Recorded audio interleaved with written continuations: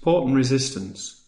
If you are new to trading or you need a bit more of a refresher, then go to the beginners area. There's lots of information and videos within there showing you about support and resistance.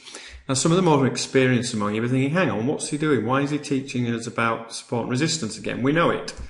What I've found is the people who really know and really understand support and resistance are the ones who are the most profitable and the most successful. I never cease to be amazed how many people who have been trading for months and sometimes years and still don't know where to put the lines. I think part of the problem is people overcomplicate things, and I'm going to show you a few things in a while on how to make it easier when you're looking for trend lines, etc. But I want to show you here a number of things about this Swissy. Now, in the previous video we were looking at candlesticks and reversal candlesticks, etc. When you add those to support and resistance, you are halfway to any type of forex trading system, or certainly most. Some people simply trade off what they class as price action, which to them is candles, support and resistance, and the occasional other indicator. Now, I find it too simplistic, but if you are wishing to take on board a very simplistic method, then let's have a look at this.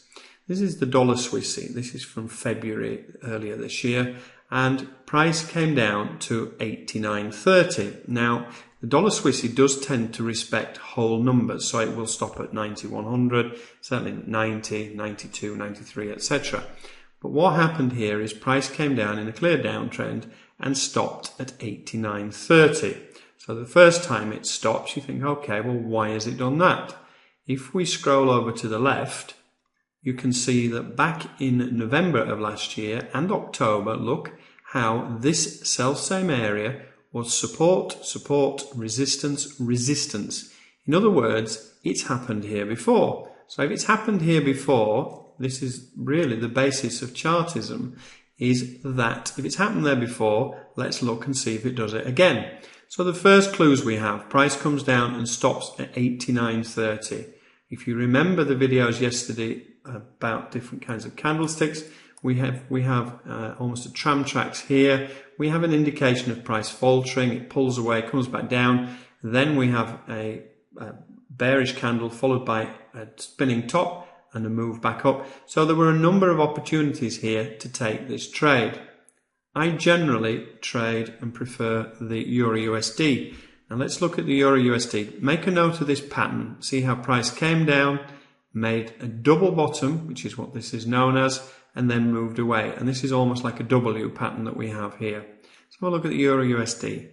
The Euro USD here has done an M pattern, completely the opposite of the Swissy. And I actually generally trade the Euro USD, but I look at the Swissy for confirmation because, for example, so far this year, the first 100 days of the year, when the euro has been going up, the Swissy has been going down almost 90% of the time. So this self-same candle I just showed you on the Swissy, where price on the Swissy went down and touched and moved away from previous support, what has happened here? We have a reversal candle on the Euro USD. We were looking specifically for a bounce off 13500 because it's a major whole number, but let's again have a look over to the left. Spooky. Back in December, price came up and touched to the pip, this 3486 area. We had some nasty spike throughs and occasional breaks, but it was major resistance in this area. And then again in November, it was support resistance. It was messier there, but price has reacted there before.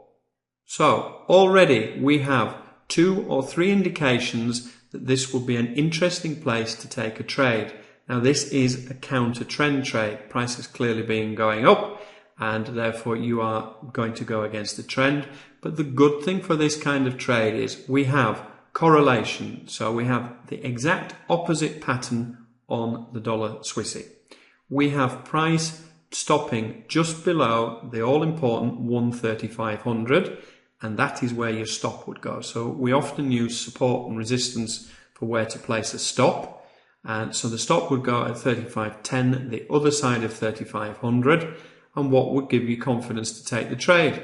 Well, the initial move down, the recent support resistance area was down here, so it was reasonable to expect price to move down here. So we have a potential move down of 70-80 pips at least, and we're only risking 25 or 30. The second occasion, if we call the trade, once again, we have an indecision candle at the top of a big move. Price has touched on this 4 hour. We had the exact opposite on the Swissy at the same time. And then what are we looking at? Well, then we're looking at a 25-30 pip stop for a potential first target again of 100 and odd here, potentially 300 and odd down here, and even further down if we zoom out. Therefore, from a simple strategy based on candlesticks and support and resistance correlation, we had two major possible trades there that were very good, low risk, high potential reward. Now, if you're not sure with where to put lines, then the easiest way is to zoom out, and the minus button at the top of MetaTrader will reduce the size of the candlestick so you can have a better look. But if we were entering this trade here, where would we think in terms of an overall profit? Well, you can move your lines down at each stage, so you look across to the left, where has price reacted before? But the overall target down here is clearly anywhere around 130. This was a major whole number, and it was an area that in the past has been major support and resistance. So if you are trading from daily charts, you are looking for the bigger moves. On the daily, you had these indecision candles here at a major intersection just below 3,500. For all the reasons I've just shown you, it would make a very good entry. And the overall percentage probability down here was that price would, could, should get back down to 130. So extremely ultra low risk trade of 30 odd pips with a potential profit of 450 is not to be sneezed at. Similarly, on the Swissy, we are looking for an entry around the 89.30 area. Our stop would go just below the whole number of 8,900, so we would be in at 88.90. So we're risking approximately 40 pips. Before you take any trade, you have to calculate where you think price is going to go to, because you need to calculate the risk versus the reward.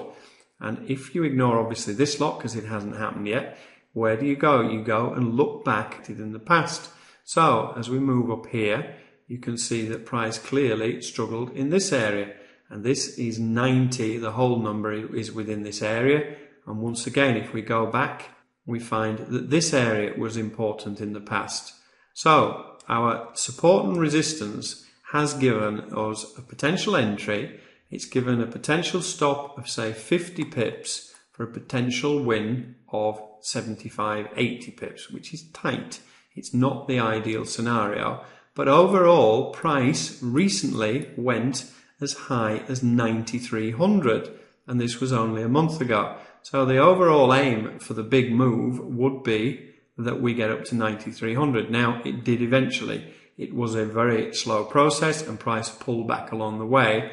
But these, if you're looking to trade intraday, and if you're looking for simple entries, then look for support and resistance lines, look for correlation, and look for candlestick patterns.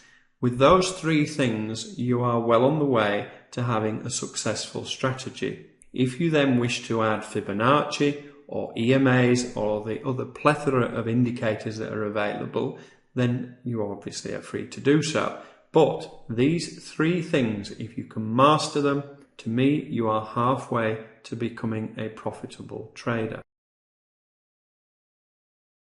In this video, I have shown you how to use support and resistance, candlesticks and correlation to look for potential winning trades.